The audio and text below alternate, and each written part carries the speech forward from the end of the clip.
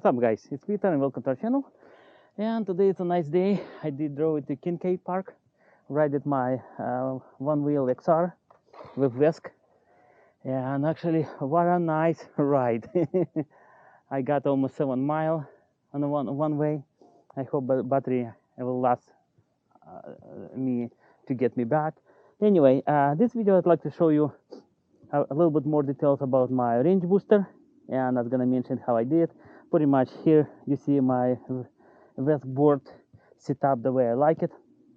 I mean, homemade $5 and 5-gallon bucket fender, little speaker box. Of course, when you ride it, you have to have a music. And here's my range booster. I've been already asked a few times to make a video with a little bit more details, how I did, what kind of cells, how I wired it. Pretty much that's a range booster, kind of budget style I call. Pretty much I found it a small box. If I didn't find it this one, I probably will use it a Pelican, I believe 1040 or so. I mean something similar to that size. I'm not really sure if it's a 1040 or different one. And it's nicely open it. There's a little latch. You open it, and there's a 15 cells single P. I mean, like original one is a 15S 2P. Here's a 15S 1P, and pretty much I did use it Samsung 30Q. I believe the same cells as the original Onewheel XR.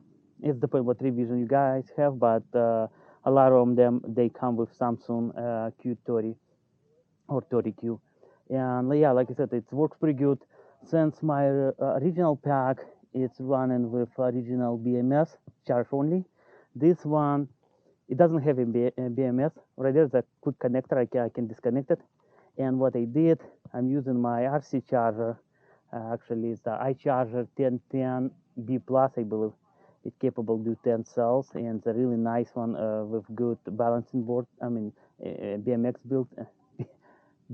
built inside, and pretty much with those power leads and with that extra one, because battery pack when it's running like a single pack, but when I'm charging it splits in half, 8 cell and 7 cells.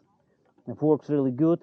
Most of the time I'm charging through original port, both packed together, but maybe like once a month or so I'm using my iCharger. I'm sorry, I said iMax. iCharger, and charger this pack with BMS through charger. Works really good. And to be honest, those cells, even the used cells, I did cycle it. Cycling by meaning I mean charge it and discharge it. 10 amp discharge. It has like a, I believe 92-95% of capacity. And I believe it's a 3000 milliamp battery.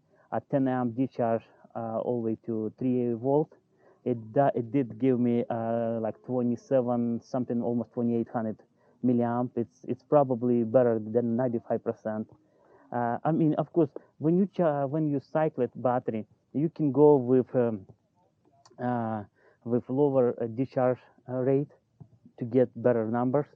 But for me, since I was gonna use this battery pack on my Onewheel, and currently VESC set to 30 amp max discharge, I'd like to test it at 10 amp and see what the battery can provide it, what numbers will give it to me. Otherwise, it's pretty good. Yeah, works really nice, because without range booster, my board has probably, because I'm a heavy guy. I mean, right now actually I'm lighter than 6 months ago. Almost 25-pound lighter. Pretty much I'm 250 right now, and still, I mean, with my weight, an original pack, and original pack has 1,000 miles already.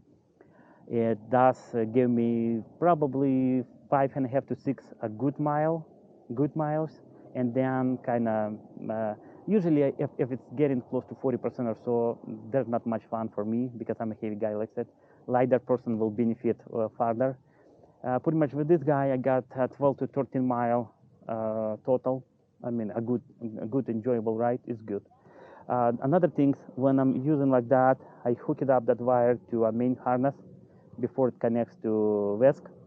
And in that case, the battery plug and the battery charger port plug, it's really necessary because those pins, it's hot.